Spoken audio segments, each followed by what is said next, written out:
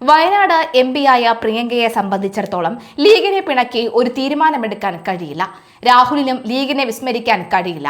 അതായത് സുകുമാരൻ നായരെയും വെള്ളാപ്പള്ളി നടേശനെയും പിണക്കിയ സതീഷിനു വേണ്ടി നിലകൊള്ളുന്നത് ഇസ്ലാമിക് താൽപര്യങ്ങളാണ് എന്ന് വ്യക്തം.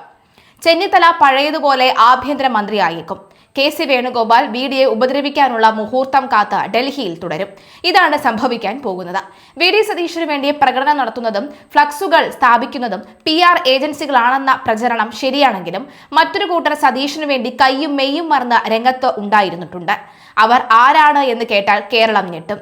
AICC ഇത്തരം PR ഈ അതര വ്യായാമങ്ങൾ വിലക്കിയെങ്കിലും വരും ദിവസങ്ങളിലും സതീഷിനു വേണ്ടി ഇവർ നിശബ്ദ പ്രചാരണത്തിന് രംഗത്തുണ്ടാവും. അതൊരു നിശബ്ദ ഡീലാണ്. എന്തായിരിക്കും ആ ഡീല്?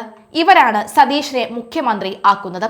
മുഖ്യമന്ത്രി ചർച്ചയ്ക്കായി ഡൽഹിയിൽ എത്തിയ KPCC അധ്യക്ഷൻ സണ്ണി ജോസഫിനെതിരെ ഉണ്ടായ പ്രതിഷേധം നടത്തിയത് NSU അല്ലെന്ന സംഘടനയുടെ ദേശീയ അധ്യക്ഷൻ വിനോദ് ജാഖർ വ്യക്തമാക്കിയതിന് പിന്നാലെ യഥാർത്ഥ വില്ലൻ ആരാണ് എന്ന് പുറത്ത് വന്നിരുന്നു. ജെൻസിയുടെയും NSUIയുടെയും പേരിൽ പ്രതിഷേധ സമരം നടത്തിയത് മുസ്ലിം ലീഗും MSFുമാണെന്നും വിനോദ് ജാഖർ ആരോപിച്ചു. ഇത് കേട്ട് മലയാളികൾ ഞെട്ടി. രാത്രി പ്രതിഷേധത്തിന് കേരള ഹൌസിലെത്തിയവർക്ക് യൂബർ ഭക്ഷണവും തുകയും വാങ്ങി നൽകിയത് ഒരു MP ആണെന്ന സംശയവും NSUI നേതൃത്വത്തിന് ഉണ്ട്. കൃത്യമായ ആസൂത്രണത്തോടുകൂടി മുൻകൂട്ടി നിശ്ചയിച്ച കാര്യങ്ങളാണ് കേരള ഹൌസിൽ അരങ്ങേറിയത് എന്നാൽ NSU നേതൃത്വം പറയുന്നത്. കോൺഗ്രസ് നേതാക്കൾക്ക് നൽകുന്ന സ്വീകരണത്തിൽ പങ്കെടുക്കണമെന്ന് അഭ്യർത്ഥിച്ച ചിലർ NSUI പ്രവർത്തകരെ സമീപിച്ചിരുന്നു. ഇതിന്റെ അടിസ്ഥാനത്തിൽ ചിലർ അതിന് പങ്കെടുക്കുകയും ചെയ്തു. പക്ഷേ സ്വീകരണം ആസൂത്രണം ചെയ്തവർക്ക് മറ്റു ചില ലക്ഷ്യങ്ങൾ കൂടി ഉണ്ടായിരുന്നു എന്നാണ് NSUI ചൂണ്ടിക്കാട്ടിയത്. നേരത്തെ നിശ്ചയിച്ചതിലും താമസിച്ചാണ് വി.ഡി. സതീശനും സണ്ണി ജോസഫും കേരള ഹൌസിൽ എത്തിയത്. ദീർഘനേരം കേരള ഹൌസിന് സമീപത്തുണ്ടായിരുന്നവർക്ക് ഭക്ഷണം ലഭ്യമാക്കിയിരുന്നു എന്നാണ് NSU നേതാക്കൾ പറയുന്നത്. അതുപോലെ തന്നെ ഭക്ഷണത്തിനും യാത്രയ്ക്കുമുള്ള പണം ഇവർക്ക് നൽകി ഒരു പാർലമെന്റ് അംഗമാണ് എന്ന് പ്രതിഷേധ സമരത്തിൽ പങ്കെടുത്തവരിൽ നിന്ന് മനസ്സിലായതായി ഈ NSUI നേതാക്കൾ പറയുന്നു. കൂടുതൽ തെളിവുകൾ ലഭിച്ച ശേഷം ഇക്കാര്യത്തിൽ പരസ്യ പ്രതികരണം നടത്താമെന്നാണ് നേതാക്കളുടെ നിലപാട്. എന്നാൽ സണ്ണി ജോസഫിനെതിരായ ഡൽഹിയിൽ നടക്കുന്ന പ്രതിഷേധത്തിൽ തങ്ങൾക്ക് ബന്ധമില്ലെന്ന് MSF ജെൻസി കൂട്ടായ്മയാണ് സ്വീകരണ പരിപാടി സംഘടിപ്പിച്ചതെന്നും അതിൽ മുസ്ലിം ലീഗിനോ MSFനോ KMCCക്കോ പങ്കില്ല എന്നും Delhi KMCC general secretary Muhammad Haleem അറിയിച്ചു. UDFന്റെ എല്ലാ വിദ്യാർത്ഥി സംഘടനയിൽപ്പെട്ടവരും സ്വീകരണത്തിൽ പങ്കെടുത്തിട്ടുണ്ട്. അവർ ജെൻസി കൂട്ടായ്മയുടെ പേരിലാണ് സ്വീകരണം സംഘടിപ്പിച്ചതെന്നും മുസ്ലിം ലീഗിന്റെ ഡൽഹിയിലെ നേതാവ് കൂടിയായ മുഹമ്മദ് ഹലീം വ്യക്തമാക്കി. അതായത് ലീഗിന്റെ ചെലവിൽ അവരുടെ അതേ സമുദായത്തിലുള്ള ചിലരാണ് ഇത്തരം പ്രതിഷേധങ്ങൾക്ക് ചുക്കാൻ പിടിച്ചത്. അത് സതീശൻ തന്നെ ആസൂത്രണം ചെയ്തതാണെന്ന് ഇതിനോടകം തന്നെ ആരോപണത്തിൽ നിന്നും തന്നെ ഉയർന്നിട്ടുണ്ട്. സതീശൻ മുഖ്യമന്ത്രിയായാൽ 2011 ഉമ്മൻചാണ്ടിയെ കുഴിയിൽ ചാടിച്ച 5ാം മന്ത്രി പദം സാർത്ഥമാക്കാം എന്നതാണത്രേ സതീശന്റെ വിശ്വസ്ത നൽകിയ ഉറപ്പ്. സതീശന്റെ പൂർണ്ണ പിന്തുണ ഉറപ്പാക്കി വിദ്യാഭ്യാസം, വ്യവസായം, പൊതുമരാമത്ത്, തദ്ദേശ സ്വയംഭരണം തുടങ്ങിയ വകുപ്പുകൾ കൈക്കലാക്കുകയാണ് ലീഗിന്റെ ഉദ്ദേശം. ഉമ്മൻചാണ്ടി തങ്ങൾക്ക് എങ്ങനെയായിരുന്നോ അതിനേക്കാൾ നന്നായി സതീശനെ കയ്യിലെടുക്കാനാണ് ശ്രമം. എന്നാൽ കുഞ്ഞാലിക്കുട്ടിക്ക് ഇതിനോട് പൂർണ്ണ യോജിപ്പില്ല. സതീശൻ മുഖ്യമന്ത്രിയാകാതിരുന്നാൽ ലീഗിന് ബുദ്ധിമുട്ടാകുമോ എന്ന സംശയമാണ് കുഞ്ഞാലിക്കുട്ടിക്ക് ഉള്ളത്. എന്നാൽ കുഞ്ഞാലിക്കുട്ടിക്ക് ലീഗിൽ ഇപ്പോൾ പഴയതുപോലെ സ്വാധീനമില്ല.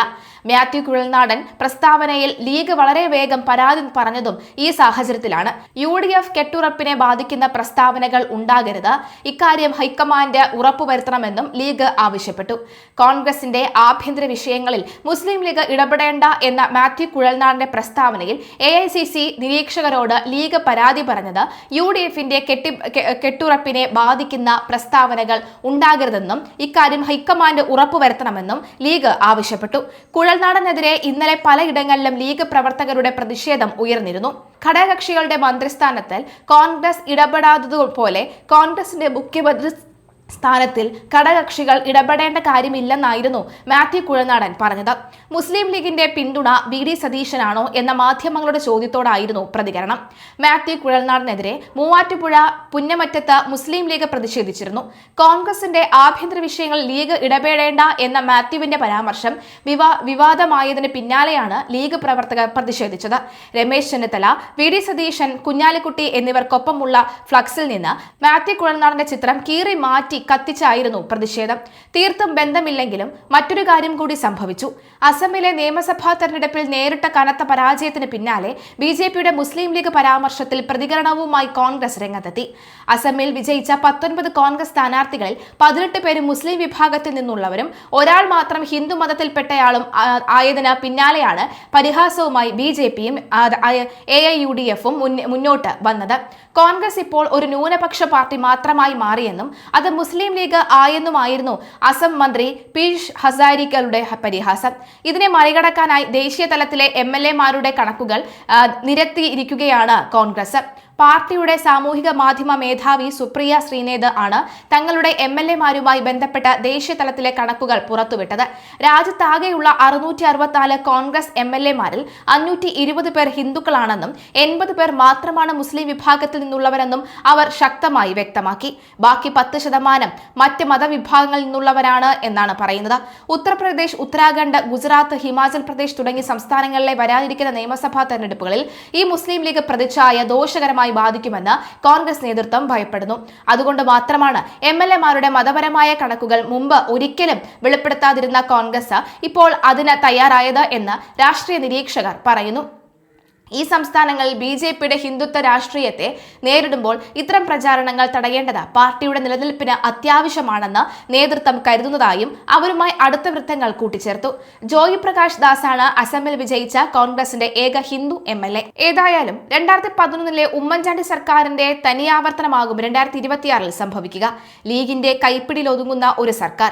ഇത് സംഭവിക്കുകയാണെങ്കിൽ ബിജെപിയും CPM-ഉം കേരളത്തിൽ വേരുറപ്പിക്കും. ഹിന്ദു വോട്ടുകൾ വൻ രീതിയിൽ കോൺഗ്രസിൽ നിന്നകലും. ഇതിൽ ഹൈക്കമാൻഡിന് ഭയമുണ്ട്. എന്നാൽ വയനാട്ടിൽ നിന്നും പ്രിയങ്കയ്ക്ക് വീണ്ടും ജയിക്കണമെങ്കിൽ ലീഗിന്റെ സഹായം കൂടിയേ തീരൂ.